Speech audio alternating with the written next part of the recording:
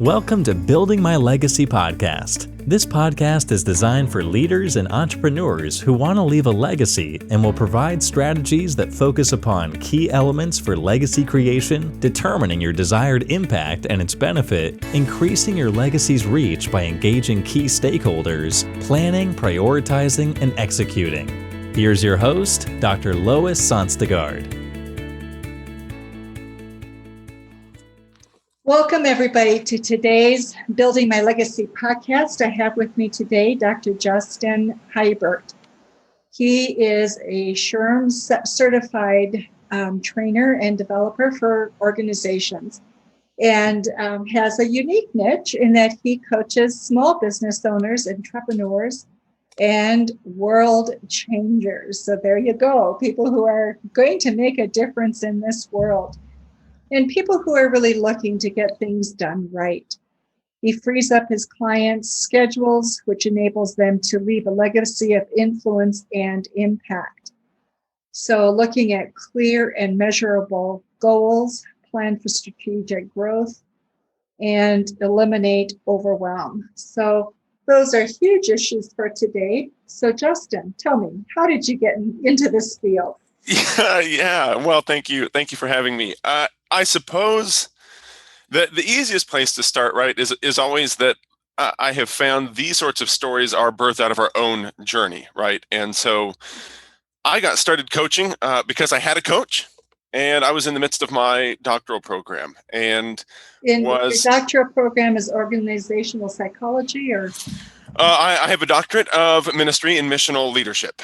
And so looking at, I'll share that in the story. But what I ended up doing was I was working in a church at the time and facing some leadership health and burnout issues. And you could look back at the history of the church and realize that leaders were leaving because of burnout. And I kind of said, well, number one, I don't know.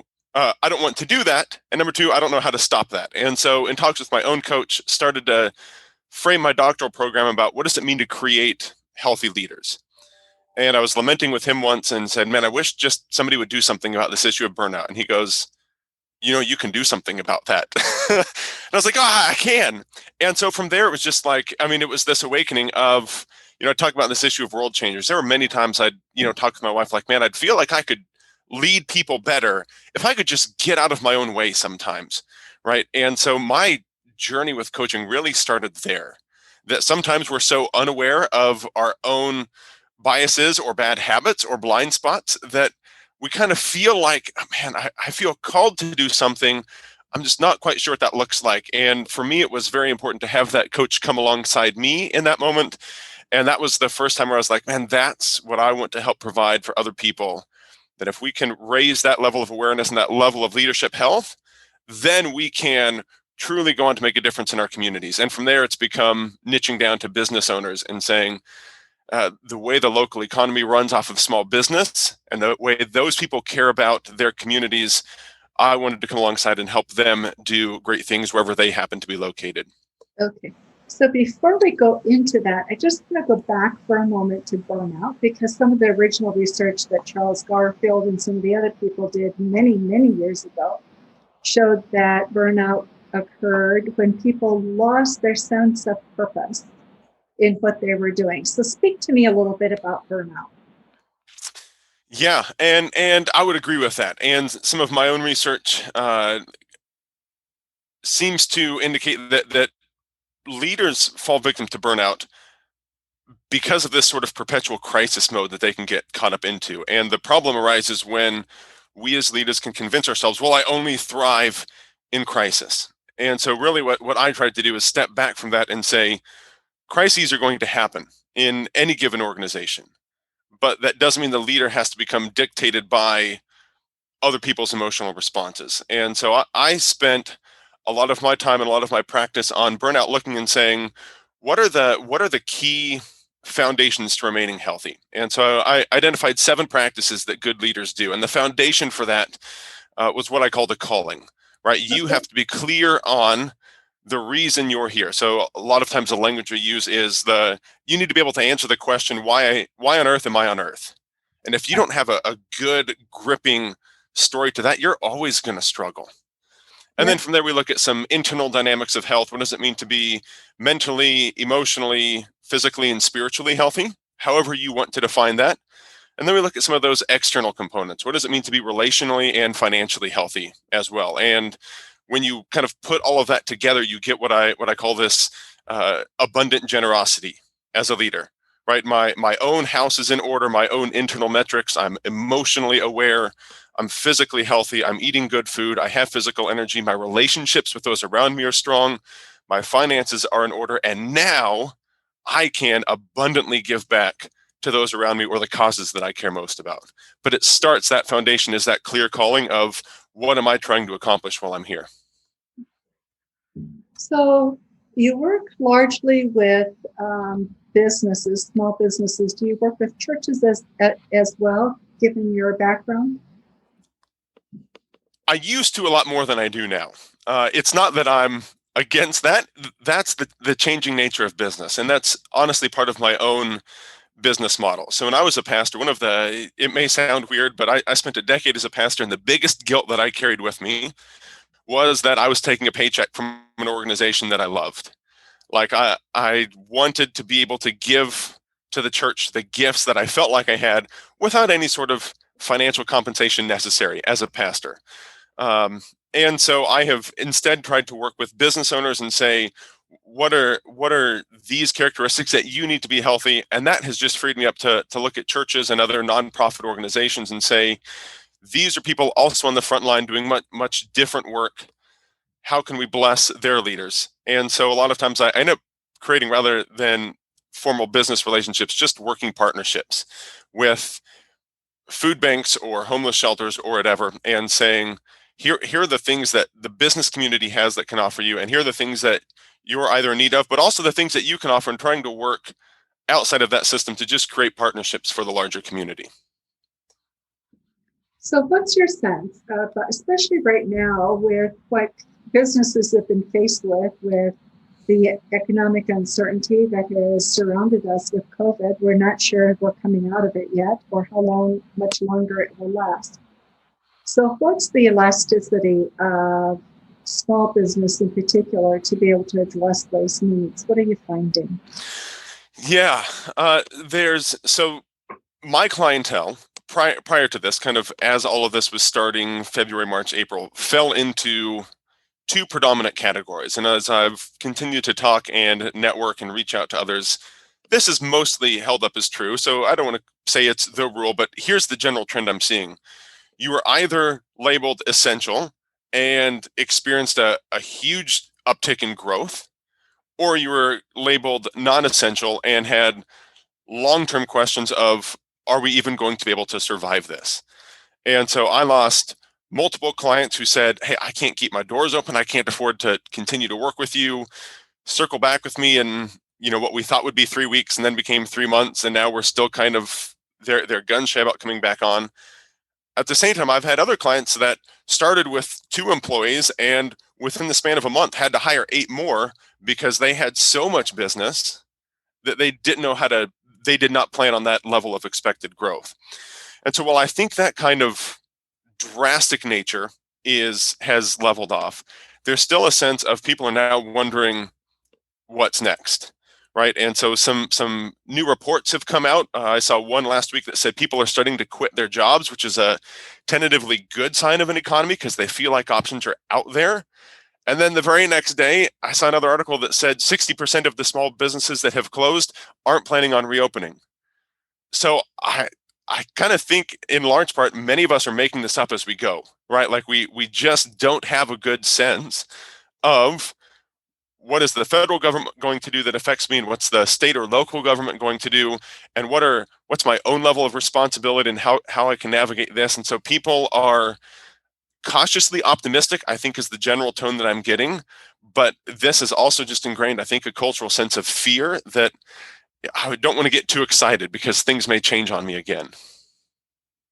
So as you work with companies that are struggling with that level of uncertainty, I mean, it reminds me in a way of working with somebody who's just had a diagnosis of stage 4B cancer. So already metastasized spread to other organs, and you're looking at, is there a future? Isn't there a future? So how do you coach people through that uncertainty?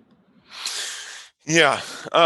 So there's a certain level of optimism that I think has to just be ingrained. And so a lot of the early work that I do early on with clients is about making sure we're actually just thinking the right way. I think it was John Maxwell, one of his books said, thinking is such hard work, and that's why so few people do it. Like good thinking process, the way we actually think about thinking is extraordinarily hard to do. And so sometimes we just have these, oh man, my business has suffered, it's always going to suffer kind of mentalities. And having somebody like my coach did for me come alongside and say, we can actually do something about that. Maybe the first spark of life that they've heard that things can get better.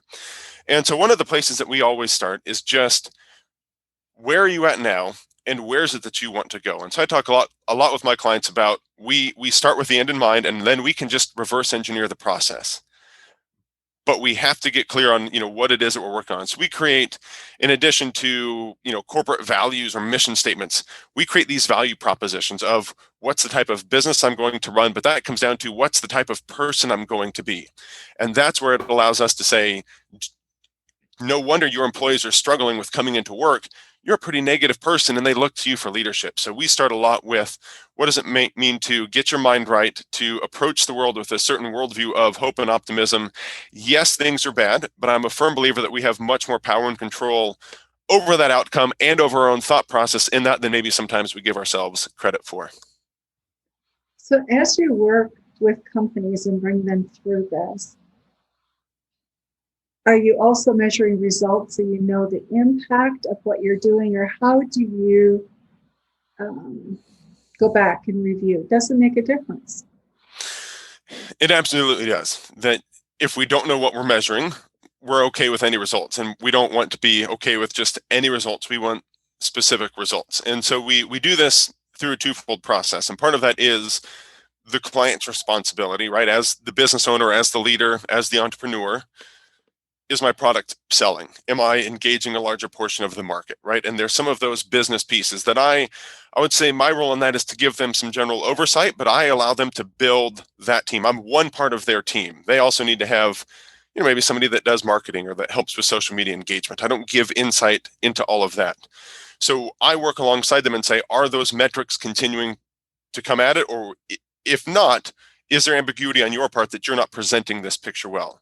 So that's the business side of it. But then personally, and you can hear in a client's voice when I call them and they're like, and I say, hey, how are you doing this week? Oh, I'm just continuing to work. Like, there's energy that happens even over the phone. And so some of those metrics that we track are, what's your morning routine like? Are you waking up consistently, right? It's those internal metrics of health. Are you exercising? Are you spending time in relationship with people? That you don't want to build this great, successful business and then come home and be a jerk to your kids or be, an absent father. And your kids are like, man, I had lots of money growing up, but I wish I'd rather known my dad. For the people that I work with, for the leaders that I come alongside, we work hand in hand to make sure both of those happen. And when we work, we are fully present at work. And when we're at home or giving our hobbies or investing in friendships, we set parameters in place to make sure we're invested there so that they can be ultimately the person they've been called to become. So when you work with people and organizations, the biggest challenges they face are what today?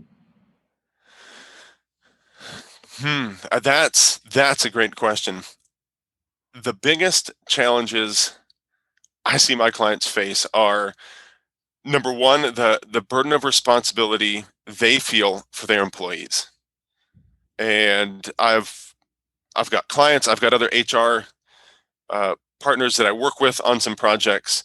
And one of the things that we can be careful with if we're not, one of the things we can fall victim to if we're not careful is they say, well, are we going to make a decision based on the employer or based on the employee? And I just think we can do both, right? It's not an either or proposition that one party has to win. And so they care for their employees and they want to know how to do that well. At the same time, they want to make sure that their extended family, community is taken care of. So how can I lead this business well, which extends to employees? And how can I take care of my family? How can I take care of my community? Was talking with one business owner this week who one of his biggest laments was the amount of charitable giving that he can't do this year because his business has been so affected. And so walking alongside them, like, as things recover, let's build in this plan to get back to where we want to be. We can acknowledge that pain. We can acknowledge that hurt. That doesn't mean we have to stay there. Doesn't mean it'll always be this way. We can move forward.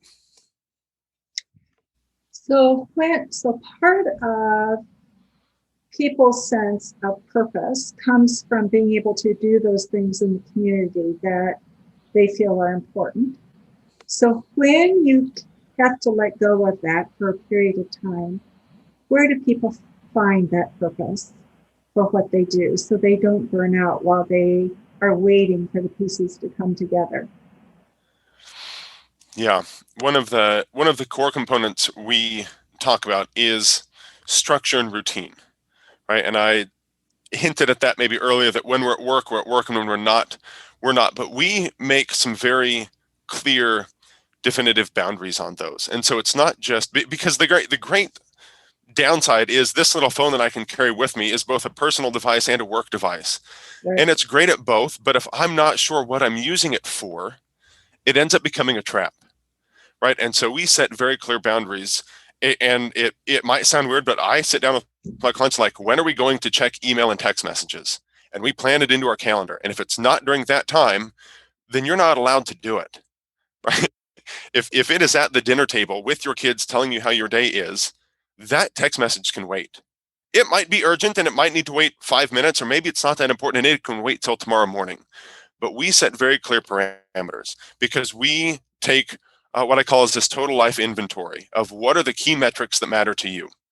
And if you're not fully awake and fully alive and fully energized by all of these areas that we look at, then we start to create a plan to help us get there, because we want to be intentional about everything we do and instill good habits that not only model to ourselves, but those around us, what's ultimately important. You know, it's very similar to Walter Trobisch. Are you familiar with him? Mm-mm. He was a great psychoanalyst out of Switzerland, but he did a lot of work with people in the church, particular people on the mission field who were burning out. It was at the turn of the century. And one of his big concepts was you have to know when to shut the door. So, you know, even back then, people were struggling through, how do I prioritize my own family and my own needs? And I think that is the problem when you are very focused on making a difference in the community and leaving a legacy, right? Right, it is. And the problem is we can become convinced of a false sense of legacy. If I were to ask my average business owner, without any sort of baiting, what matters to you? Most of them, I think, would say, oh man, having a strong business, I'd like to grow. I had one client, we just finished the session. He's like, I want to grow 25% by the end of the year. That's a pretty lofty goal. I mean, kudos to him for setting a big goal. We'll work on it. But we also have to back up and say that absolutely matters. And I don't want to discourage that. You've got a wife, you've got kids, you've got friends, you've got hobbies, right? And so the problem is if we fall for this false sense of legacy, and we can convince ourselves, and I call myself guilty here, when things get bad, my default is to work. And I almost have to force myself to go and enjoy some hobbies, right? And so I have intentionally over the last 3 to 6 months, not just trying to have hobbies, but I've actually started to document the process and the experience, because I have to remind myself, you can only work 24 hours a day for so long before you're just good to nobody, right? And so what does it mean to leave the phone in the car and take my daughter somewhere? What does it mean to cook a meal for my family, or just go ride my motorcycle, even though I, may not think I have time for it? Right. Because ultimately that larger scope of legacy needs to outlive me. If the business dies when I die, that's not a legacy. It needs to be something that continues to give on and pass on from generation to generation, not just within my family, but within the community. Part of what I'm also hearing you say, Justin, is part of what you're doing with your companies is you're helping them build relationships, alliances, so to speak, with people in the community. How are you going about doing that? So there are a couple of ways. The easiest one for me to talk about up front is I very intentionally a couple of years ago built into the coaching practice this idea of giving back and generosity. And so clients typically work with me in 12-week blocks that we book a segment of 12 weeks together. You buy a package, and whether that means we're just doing phone coaching or there's some in-person team training, right? There's some scope to this. Right. But one of the options that you have is what we call this legacy give back. And that is just a scholarship fund where if a larger, let's say maybe not necessarily small business, a medium-sized business brings me in, they can set aside a certain portion of their money to go to a scholarship fund for either some of their employees that couldn't afford coaching, or they could just say throw it into the general pot, and that gives me the freedom to find an entrepreneur who needs coaching, maybe can't afford it, and say, don't worry, this scholarship fund has taken care of it, right? And so my business model allows me to have some of that freedom and flexibility, and that's not income. I don't touch that. That sits here until somebody needs it. The other thing that I do is these needs assessment is really just, it's practicing the coaching skill of listening, right? I spend a lot of time every week networking, and I become very good at listening for maybe that need that they don't know what they're saying, right? And that's part of what that coaching relationship. One of the things that I say is that I'm going to tell you what you're saying without you realizing you're saying it, because we can get so stuck in our own head that we don't understand maybe what we're feeling inside. And so my job as coach is maybe just to point that out. That happens in networking as well, right? Well, what I really need is a sale. Maybe what you don't need is a sale. What you need is a contact. What you need is a referral. What you need is somebody else who has been there before. What you really need is not a sale, but a mentor, right? And so then I look at what are the business contacts that I have, and who are the people that I know that I could connect. And the best feeling that I can get from that is when I say, person A, here's person B, you guys need to network. I'll set up a lunch and then excuse myself. And the amount of friendships and partnerships that I have seen come from that I don't get financial contribution for means much more to me, because I see this continuing role of generosity gain some momentum and spread out to new contacts and new businesses, and in some cases, new business ventures for people partnering together. So part of what I'm hearing you say is you create those collaborative partnerships or networks, and without necessarily being a part of them yourself, right? Yep. And so what you're also saying is that there's enough business that is generated from doing that you don't need to worry about the income you will not be acquiring. Is that correct? Yes. And again, that is part of my belief that as I was getting into coaching, and especially money is a very funny subject in the church. And growing up in the church and being educated to work in a church and trying to pastor a church, that's a difficult conversation. And if I talk about it once a year, people want to know why I always harp on the subject of money, right? And so I as I started this transition from out of the church world and into this coaching world, just said, I think part of my own thinking that needs to change is this relation to money. And the greatest disservice we do to ourselves in the world is when we think, there's one pie and I have to get as much of it as I can. And that means that I'm quite willing to take from you, because if I have more, then you have less, and then I win. I firmly believe there's enough of that for everybody. I've done the metrics on what I need to do to consider myself not just full-time as a coach, but like full client capacity. There's way more people in this world than I'm able to take on. And so the more good that I can do, there's enough business, there's enough finance, there's enough goodwill, there's enough generosity of all of that out there that I don't need to practice hoarding and selfishness. And more that I can freely give of that stuff, that matters to me much more than, oh man, I probably could have made a little bit more money if I'd have been stingy. There's enough out there of all of that for everybody. So Justin, as you work with people, we've talked a little bit about where their biggest challenges are. Where do you see their biggest opportunities? Yeah, the biggest opportunities for everybody is part of why I have the tagline that I do, and that is that I empower leaders to get the right things done. The biggest opportunity for anybody is by focusing on the right things. And as a small business owner, you start this dream, right? And you work hard in the evening hours, and you sacrifice and you sweat in ways that people may never see or acknowledge or recognize. And don't you know that business starts to grow, and then you need to hire a second employee and maybe a third one. And all of a sudden you realize I'm still doing everything even though I have two other people hired.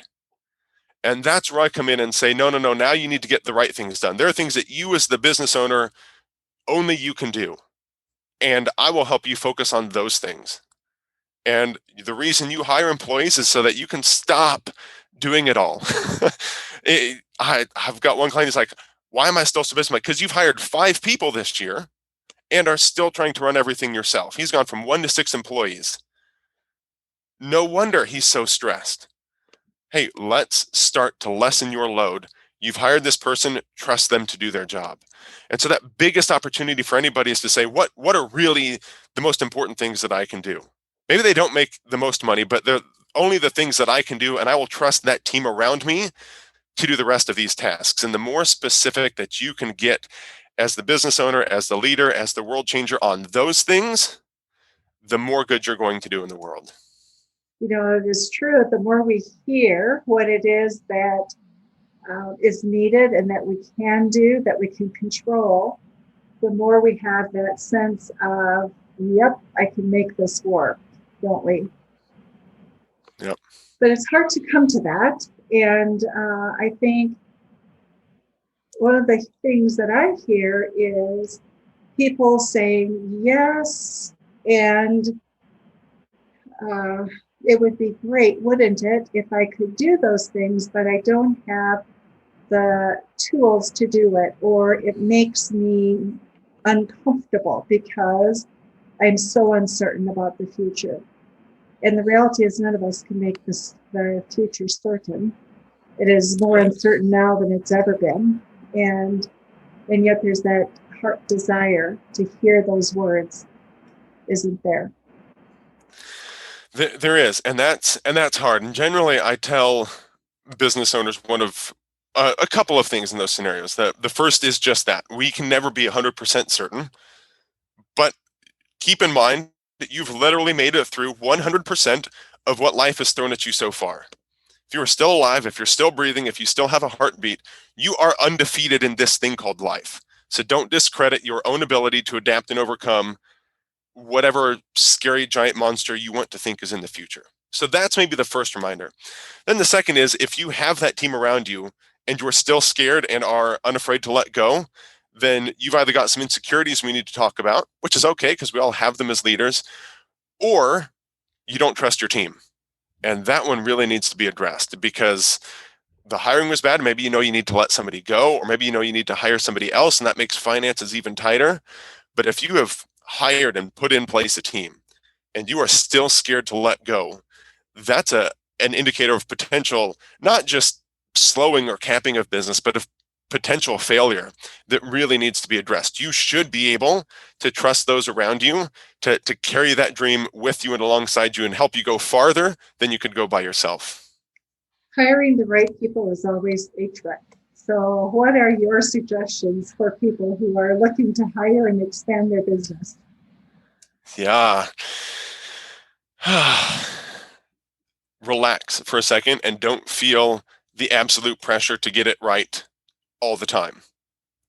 Is maybe a bit counterintuitive, but that's where we start, because I'm, again, such a firm believer that with the right team, we can get farther. And so maybe I just dealt with this a couple of weeks ago. We hired somebody for one position and then found they're great, just not in that role, right? And so if we can lower the stress on this has to be the right hire right now, and instead say, and this person is great, they can be a valuable asset to our team, and we think they're going to fit really well here, but also give yourself the freedom to just say what matters is the difference we're trying to make in the world. And so if you are hiring based on some of those values, right?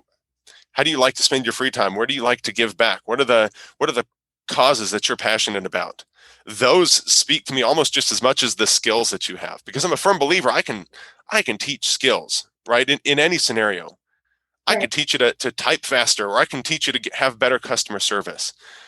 Sometimes what I can't change is the heart that you're going to bring into the job and the passion that you have. And so hiring for those sorts of things, the people that are passionate, just like you are, about leaving that legacy, can overcome any of those other skills-based issues that might arise.